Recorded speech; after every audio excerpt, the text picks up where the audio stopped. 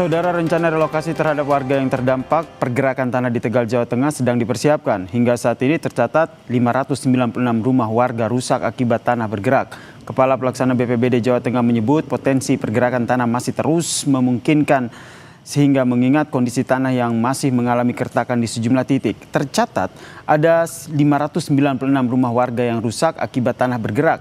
Lebih dari 400 rumah diantaranya dinyatakan tidak layak huni dan akan direlokasi. BPBD Jawa Tengah menyatakan pemerintah Kabupaten Tegal tengah menyiapkan relokasi warga yang terdampak.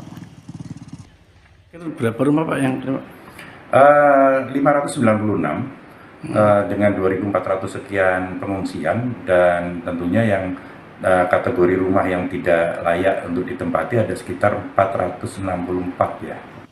Sementara itu, pendataan korban bencana tanah bergerak terus dilakukan Dinas Sosial Kabupaten Tegal, Jawa Tengah. Pendataan ini dilakukan untuk memastikan siapa saja korban bencana tanah bergerak yang mendapat rumah hunian sementara ataupun hunian tetap.